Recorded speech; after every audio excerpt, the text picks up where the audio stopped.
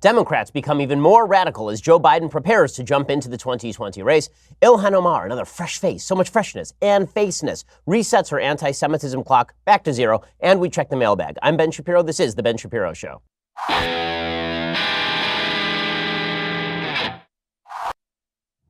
Oh man, a million things to get to today. We're going to get to all of it. First, let's talk about Congress. Okay, Congress is full of people who don't know what the hell they're doing, but want to control your lives. And they also are not interested in circumscribing their own power, the way the Constitution was designed to do. But this is why we need to take control of Congress once again, and it's why I'm a big believer in calling a convention of states where we, the people, can propose amendments. Yes, amendments that could force term limits on Congress, for example, and make them balance the budget. We've got to stop these idiots before it is too late, because they obviously are not protective of their own power from the executive, and also they don't care about limiting the power of the government at all. This is why we need to restore the checks and balances that the Constitution provided for originally, but have been overridden by administrative government for the last century. Can you imagine the look on the faces of these Congress people when they realize that they have been circumscribed once again in their power by amendments to the Constitution? This is why calling a convention of states is the only way to get the job done. There are already 3.8 million people with us on this, more every day. Join me and my friend Mark Meckler. Go to conventionofstates.com/Ben to sign the petition today.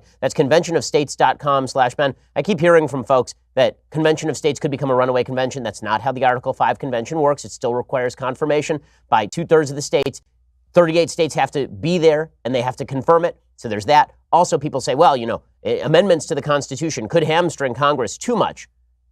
Is that really what you're worried about at this point in time? Seriously? Conventionofstates.com/Ben to sign the petition today. Go check it out right now. Okay, so big news. We get to update our list of candidates for the 2020 race for the Democratic side. Joining the race, or about to join the race, is, of course, Joe Biden. We've pulled some theme music for Joe Biden since we have theme music for everybody else. Here's some Joe Biden theme music. Yeah, so that guy, he's about to join the 2020 race. According to The Hill, he is basically setting up all of his campaign apparatus in New Hampshire, in South Carolina. According to The Hill, in recent weeks, the former vice president's longtime advisors, Steve Ricchetti and Mike Donilon, have led a string of meetings with potential aides to fill out the campaign if Biden makes a decision to enter the race, according to various sources. Whenever the VP makes a decision, we'll be ready to go, said one source with direct knowledge of the planning. Greg Schultz, who has run Biden's PAC, American Possibilities, and served as his political director in the White House, is expected to be the campaign manager. Apparently, Mike Donilon is expected to play the role of chief strategist. Kate Bedingfield, who was Biden's communications director in the White House, is also expected to run his communications shop. Longtime advisors have been talking to other Biden alumni for other press jobs. Now, if Biden doesn't get Barack Obama's endorsement, he's going to have a bit of a rough ride here, because he is outflanked on his left by Bernie Sanders, and he is outflanked on the intersectional side by Kamala Harris. So the early polls that have him up, I've been around through several presidential election cycles with open primaries. And what you see is that very often the person with the highest name recognition leads initially and then immediately falls away as soon as the competition actually begins. Biden does not have a massive lead in places like New Hampshire. He's up like 26-22 on Bernie Sanders in some of the polling. Were he to declare, he might jump to 30. But by no means is Biden the prohibitive frontrunner inside the Democratic Party. And he knows this, which is why Biden is constantly playing both sides of the fence. Here's what I mean. So Joe Biden does this routine where he says, I'm friends with people on the other side of the aisle.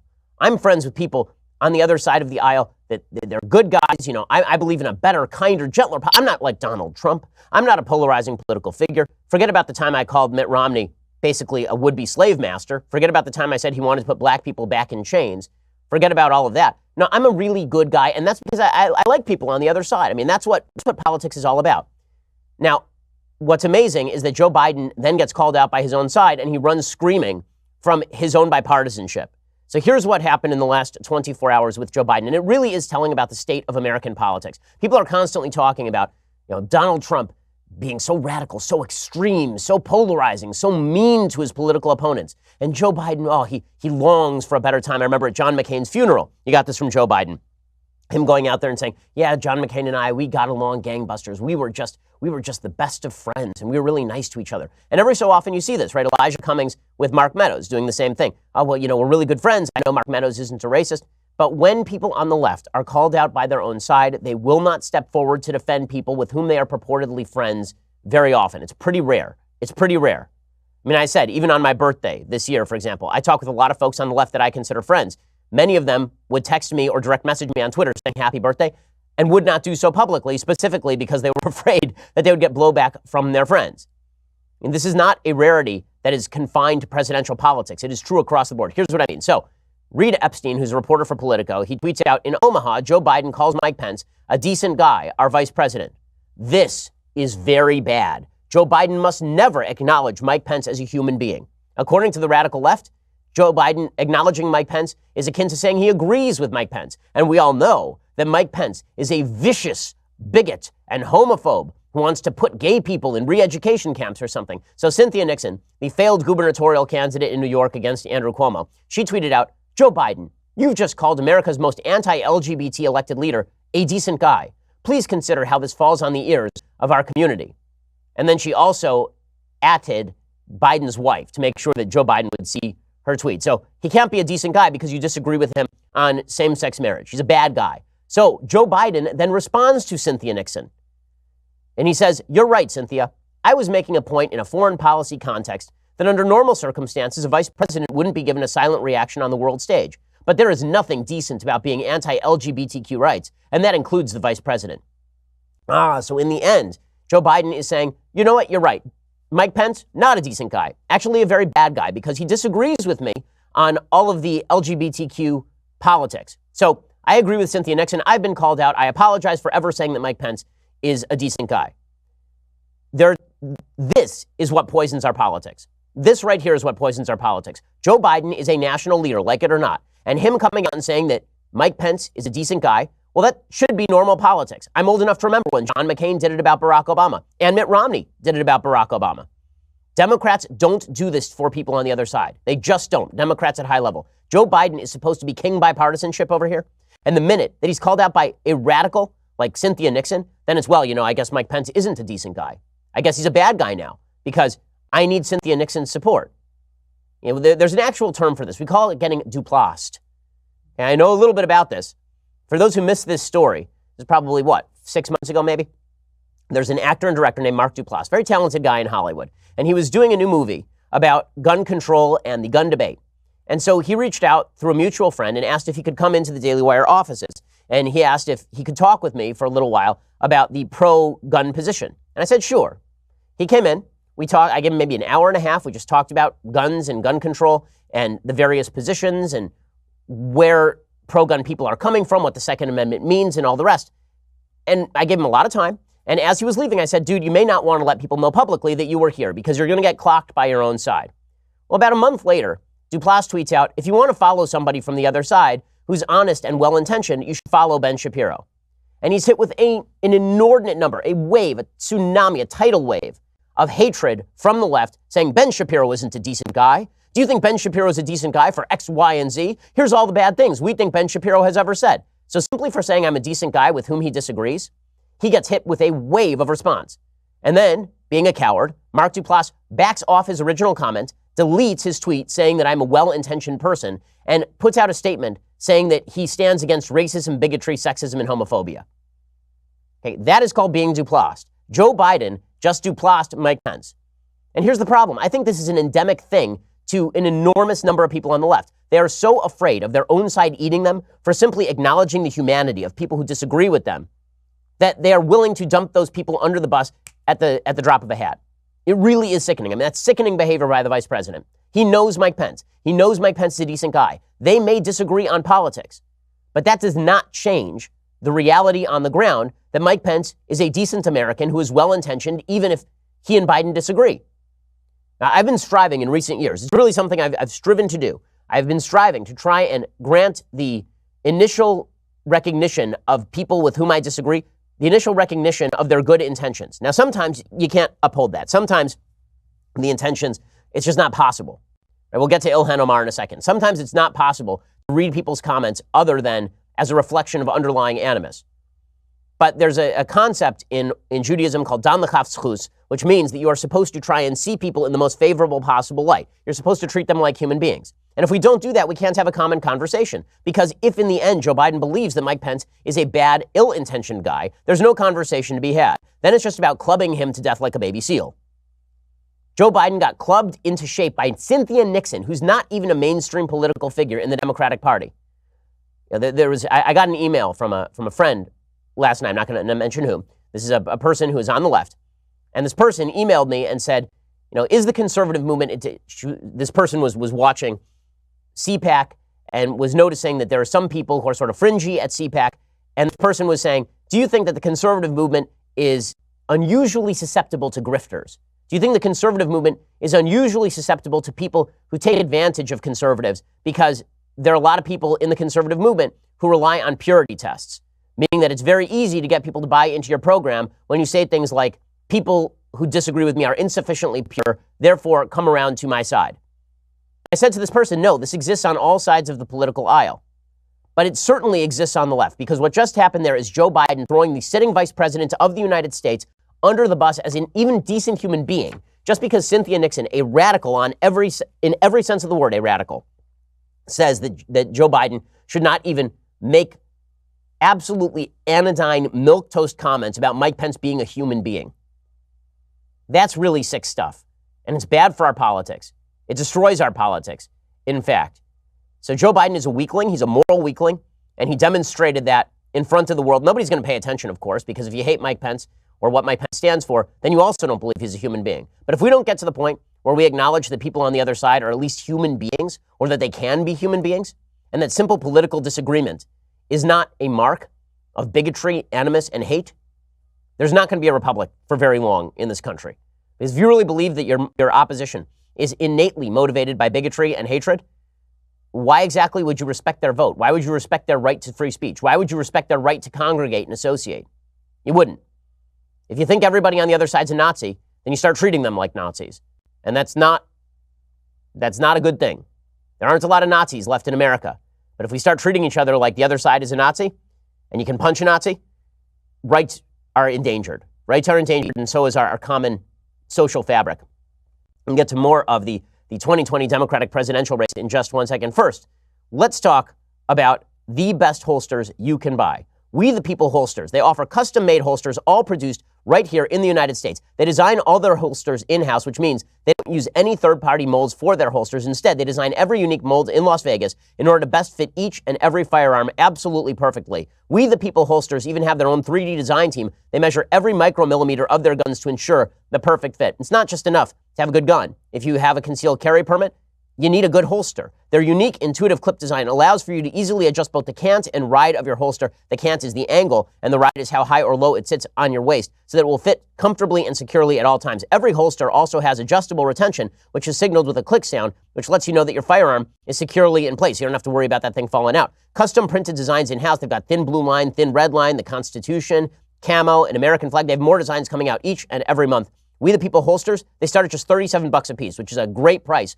for a fantastic holster. Every holster comes with a lifetime guarantee. Every holster ships for free. And if it's not a perfect fit, send it back for a refund. I mean, this is a great product. WeThePeopleHolsters.com/Ben. When you enter promo code Ben at checkout, you get $10 off your first holster. So that means it's as low as $37 and shipping is free with an additional $10 off using my promo code Ben. Again, that's WeThePeopleHolsters.com/Ben, promo code Ben at checkout for $10 off. Exercise your Second Amendment rights in the smartest possible way. Get a We the People holster. It's WeThePeopleHolsters.com/Ben and use promo code Ben to get $10 off their holsters, which start at like $37 with free shipping. So that's a solid deal for a fantastic American-made holster. Go check them out right now. Okay, so it's not just Joe Biden who is radical. It is Beto O'Rourke. So Beto, dude's ready to run, yo. Do we have some Beto theme music? I think that we need some. I can't handle it without it. Do we have it, guys? Oh, no. No! Yes. Beto is ready to skateboard into the 2020 race. According to Oregon Live, when a U.S. Senate bid comes up short, the losing candidate typically must pump the brakes on his or her ambition. The next move tends to be sideways, a run for governor or maybe state AG, or backwards, a House of Representative seats. That's not true for Beto. He lost his attempt to move up in the Senate last year and then became a national political star because the media decided that he was a hero. O'Rourke told the Dallas Morning News on Wednesday, Amy, that's his wife, and I have made a decision about how we can best serve our country. We are excited to share it with everyone soon. And then he ruled out running for Senate against John Cornyn, the other senator in Texas. So he is famous for skateboarding and riding bicycles and generally being a rad dude. So he's going to be running as well. So that's very exciting. I know. Everybody is pumped up about Beto. He's kind of a second-tier candidate. If you have to rank the candidates right now, you have to rank them at the top: Biden, Sanders, Kamala Harris. Beto is a set top of the second tier, is where you put Beto O'Rourke. Pretty obvious VP pick if Kamala Harris wins the nomination. Speaking of which, Kamala Harris gets herself in a little bit of trouble. So it turns out that Kamala had tried to rewrite history with her own policy. Do we have some Kamala Harris theme music? Because it's actually fitting. There it is. So narc Kamala Harris, who has undercut her support with her own base because her history is basically being an AG, right, like an actual prosecutor. Well, according to PolitiFact, she actually lies about her own record now.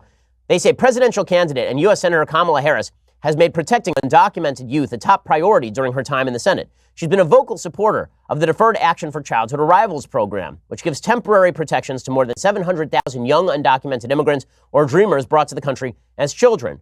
But on the campaign trail in Iowa this past weekend, Harris made some questionable statements about a 2008 San Francisco policy that reported undocumented youth to federal immigration officials upon their arrest by local police. At the time, Harris was the San Francisco DA, and she supported the policy, which didn't take into account whether the youth were actually found guilty of a crime, meaning as soon as they were arrested, ICE was notified. And then she lied about it. Now, that's actually the right policy. The right policy is that ICE should know when people are accused of a crime and are also illegal immigrants. But she lied about it. So she was asked, could you give us some insight on how, when for whatever reason you were supporting this policy that was essentially handing over undocumented people to ICE before they had been convicted, what's changed on that? How did you come up with those changes? Harris said, that ended up being an unintended consequence of the policy, and I did not support that consequence of the policy. And I believe that policy has since been changed because it was not the intended purpose of that policy. That, unfortunately, is completely false. It is completely false. Former San Francisco County Supervisor David Campos strongly opposed the policy change. He said that her statement just doesn't fly. He said, with all due respect to Senator Harris, who has been a friend, I don't understand how she can say that. Turning over young people and children who were accused of a crime that later turned out they did not commit was not an unintended consequence of what was going on. It was precisely what was going on and what we were trying to avoid when we changed the policy. You cannot rewrite history. And then, so the policy was reversed. Gavin Newsom at the time was the mayor of San Francisco, and he refused to enforce the reversal. Harris, of course, explained her position, saying there was an initiative that was written by a board of supervisors that was passed, and there was opposition to that, but it did pass. We're going to have to wait to see how the courts interpret it. From my perspective, I think it would be in conflict with federal law, and we have to follow the law. So she knew full well the consequences of the policy when she endorsed it. Now she's reversing herself. PolitiFact, which is a left-leaning source if ever there was one, they say that the very purpose of the policy that Harris endorsed is the one she says she did not endorse. So they say Harris said she feels strongly that undocumented residents should be protected by and able to trust local law enforcement. That sentiment, however, does not take away from her mischaracterization of the goal and fraught history of the 2008 policy she supported, and they rate Kamala Harris's claims false. Kamala Harris does have an opening to her left. Bernie Sanders is going to take that opening. So, again, I think that Joe Biden right now has the most name recognition, but there is not a clear path to him to the nomination unless he is endorsed by Barack Obama, who looks like he's going to sit this one out. And the Democratic base is too radical for Kamala Harris, so Bernie may be the guy. Right? Beto is sort of hoping he can draw enough from these various pools to win the nomination. But it's going to be I think it's a Bernie versus Kamala race, maybe to the end here, with Biden trying to sneak up the middle. So that's basically where things stand. Meanwhile, the Democratic extremism is not relegated only to the 2020 race. There's an unfortunate truth. Anti-Semitism has a home in the Democratic Party. It does. And Ilhan Omar is praised by the higher-ups in the Democratic Party, despite saying routinely anti-Semitic things. Every 2 weeks, she has to apologize for anti-Semitism. She's like that GIF from Futurama, Days Since Accident. The person who goes up and nails up a 1, and then the 1 falls down to reveal a 0. Days Since Anti-Semitism. Ilhan Omar, usually it's about 10, and then she has to reset it back to 0. So you'll recall that Ilhan Omar, like literally 2.5 weeks ago, tweeted out it's all about the Benjamins with regard to American support for Israel, as though the Jews, the nefarious Jews, were paying off Americans to support Israel. And then she apologized for it, but not really. She says, no, I never apologized for being anti-Semitic. And she walked back her own apology. You've since apologized unequivocally for the tweet. You've said rightly that anti-Semitism is real. But just to be clear, I mean, we're a few weeks on now. What were you apologizing for? Was it a badly worded tweet that you were apologizing for? Or was it for being anti-Semitic wittingly or unwittingly? Oh, absolutely not. I apologized for the way that my words made people feel. The reason and the purpose of the apology was to make sure that the people who were hurt felt understood and heard. Okay, that's an amazing non-apology. It's so fresh and so face Ilhan Omar.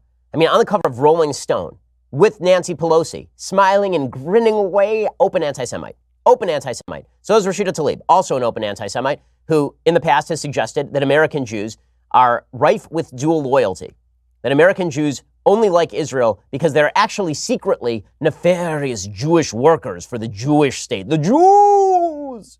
It can't be that American Jews are supportive of Israel because Israel is the home of Jews protecting Jewish lives. Israel is a democracy, the only democracy in the region, and the place all over the world where Muslims have the most rights. Right? It can't be because of that. It has to be because Jews are nefarious secret agents of the Israeli state. That's really why all of this is happening. Rashida Tlaib tweeted something out about that 3 months ago. No apology from Rashida Tlaib. So open anti-Semitism, totally fine inside the Democratic Party. And Ilhan Omar, that apology is an incredible apology. Imagine that you get in a fight with your spouse and you say something truly terrible to your spouse. I mean, you do essentially what Ilhan Omar did, and you call your wife a whore. I mean, she's basically suggesting that American Jews and Americans who support Israel are whores who can be bought off with money. That's basically what she suggested when she said it's all about the Benjamins. Imagine you said to your wife, you know what, sweetheart, you're a whore. And then she said, well, that's a pretty awful thing to say. How dare you? That's an evil, terrible thing to say. And he said, you know what, I apologize for how my words made you feel. No, it's the thing you said that's evil. It's the thing you said that's bad. But Ilhan Omar never apologized really for those comments, but we were all supposed to overlook that because so fresh, so face. And of course, she can claim in her intersectional way that she is a minority woman from Somalia who is a Muslim, and therefore that's the reason people are angry. Not because she's a rabid anti-Semite, and she's been consistently anti-Semitic for legitimately her entire career. It's not because of that. It's because she's a Muslim woman that people are very angry at her. Weird, because there are lots of Muslims that I know who are not anti-Semitic. And yet she is anti-Semitic. So I have very little faith that this has anything to do with Islam. I have a lot of faith that it has to do with her being a blatant anti-Semite is the reason why people are upset with her. Okay, so Ilhan Omar yesterday doubled down on her anti-Semitism. She was doing an event this is an event in New York it was in Washington, D.C. actually, at some bookstore. She was doing it with Rashida Tlaib. And at a certain point here, somebody in the audience yells out, it's all about the Benjamins. And both Rashida Tlaib and Ilhan Omar smile, according to press reports. And then Ilhan Omar explains that what she really wants to question is why these nefarious Jews are so loyal to Israel. I want to talk about the political influence in this country that says it is okay for people to push for allegiance to a foreign country. I want to ask, why is it okay for me to talk about the influence of the NRA, of fossil fuel industries or big pharma, and not talk about a powerful lobbying group that is influencing policy? Okay, because the NRA is pushing for a principle. Okay, the Koch brothers push for principles. Your suggestion, Ilhan Omar, you anti-Semite, your suggestion is that AIPAC and the Jews broadly in the United States and American Israel supporters in the United States are not supporting Israel based on principle. They are doing so based on dual loyalty. They are doing so based on tribal loyalty to Jews. So in other words, if Israel decided to become a monstrous dictatorship overnight and start legitimately executing people, that all the Jews in the United States would call for continued American support for Israel because they're principle free. I mean, that's her essential contention. Her essential contention is that American Jewish support for Israel is not based on any sort of principle. It is based on allegiance to a foreign power. Now, think about how absurd that is in the context of other states. I am a big believer that the United States should stand with the continued existence of Great Britain. And I think that the existence of Great Britain is a great and wonderful thing. Why? Because it is a country that has stood for human dignity and liberty, because it is a country that is democracy, because it is an ally of the United States in realpolitik terms. Does this mean that I have allegiance to Great Britain? That I have full allegiance to the British? I think France should exist. I think Germany should exist. And I think Israel should exist too. And I think that backing the continued existence of the state of Israel in the face of genocidal terrorism is not, in fact, a violation of America's priorities. I think it should be one of America's moral priorities. That does not indicate dual loyalty or allegiance to Israel. That's an insane contention and an anti-Semitic one. Because again, it is suggesting something about Jews that you would not suggest about anyone else. Would Ilhan Omar be willing to say that Catholics have dual loyalty to Rome? Catholics have dual loyalty to the Pope? No. Catholics have a series of religious principles that they hold dear. And those religious principles jibe with their American citizenship because they believe that America forwards certain basic precepts that agree with the basic precepts of Christianity. This notion that if you have we all have certain fundamental moral principles that dictate what we support and what we do not. But that's not what Ilhan Omar is claiming. She's claiming that the Jews particularly don't have any central moral principle for supporting Israel. There's no moral principle underlying it. It is simply dual loyalty or allegiance to the government of Israel. That is a vile smear that has been perpetrated against Jews for legitimately centuries. That the Jews are a people apart who only have tribal loyalty and they don't have any underlying principles that leads to a belief that the Jewish people should exist. That essentially Zionism is racism. That essentially belief in the Jewish people as a whole has nothing to do with Jewish principle and everything to do with ethnicity. That is a lie. It's a disgusting lie, but it's a lie that she perpetrates. So she says all this. And the Democratic Party, absolutely silent. Has Nancy Pelosi said a word? No. Is she going to say a word? No. She's going to appear on the cover of Rolling Stone with Ilhan Omar. Why would she say a word? Are you going to hear anything from Chuck Schumer, that supposed great friend to Jews in New York? No, he's not going to say a damn thing. Because the Democratic Party is fully comfortable with the intersectional pyramid that suggests that if you rank higher in terms of victimology in the United States than the white Jews, then that means that you get to say whatever anti-Semitic things you please. Now, what's so hysterical about this, of course, is that if you're going to look by hate crime statistics at who is most victimized, who should be higher on the intersectional pyramid in terms of, for example, hate crimes, Jews should be higher than Muslims on the intersectional pyramid because Jews are victimized at twice the rate of Muslims in the United States on a per capita basis, according to FBI statistics. That cuts no ice for folks on the left who believe that Jews are too successful to be part of the intersectional pyramid. Jews, broadly speaking, are too successful. Therefore, if they are insulted by a group that is less successful in the United States, because all unsuccess in the intersectional pyramid is based on American bigotry. It's based on the idea that America is a vile, terrible place that is keeping people under its boot. Those groups are allowed to victimize Jews and yell about Jews and be as anti-Semitic as they damn well please. It's disgusting. But don't worry, Ilhan Omar's a fresh face. And if we talk about her anti-Semitism, it's only because she's Muslim. It really must be because of that. It must be because of her religion. It's insane. By the way, the radicalism of the newfangled Democrats is it's tremendously extreme. It really is. And the mainstream Democratic Party is disappearing. And it's leading us down a path where there can be no agreement. I mentioned earlier Joe Biden basically suggesting you can't be friends with a Republican, that there are no decent Republicans. He called Mike Pence a decent guy and then immediately walked it back. Well, among the Democrats, now Democrats are going after not only Republicans, but each other. So first of all, they continue to suggest that all people they disagree with are vicious racists. Rashida Tlaib, who again is just as vile as Ilhan Omar in her anti-Semitism. You'll recall that a couple of days ago during the Michael Cohen hearing, Michael Cohen was contending that President Trump was a racist. And Mark Meadows pointed to a woman named Lynn Patton who works with President Trump. And he said, well, Lynn Patton works with President Trump every day, and she's here. And Lynn Patton has given me this piece of testimony saying that she's never seen President Trump be a racist. I said this was not a good argument. I said it was an emotional appeal, that I have a black friend is not a real good response to you are a racist. All of that can be true. Rashida Tlaib went further. She said that Mark Meadows was an actual racist for saying, here's a black person who knows President Trump and doesn't think that he's a racist and deals with him every day. Rashida Tlaib said that Mark Meadows was a racist and that was a racist act. So and then she supposedly apologized for that. But just like Ilhan Omar's apology, it's not real. She then went on CNN and doubled down on it. Do you still today believe that Congressman Mark Meadows engaged in a racist act? I believe that moment as a person of color, and not only myself, I think 3 other of my colleagues had mentioned how insensitive that act was. I think all of us, I mean, even folks at home kind of gasped when that actually happened. I think if we want to talk about race in this country, that was not the way to do it. But just to be clear, you still today feel... So in other words, she says that still was a racist act. Mark Meadows participated in racism by saying, here is a black woman that I know who works with President Trump, and she can testify that President Trump has never acted in a racist way toward her. Why is that racist? Well, supposedly because Mark Meadows was engaging in a form of tokenism. It's very weird when the left will suggest that tokenism is occurring.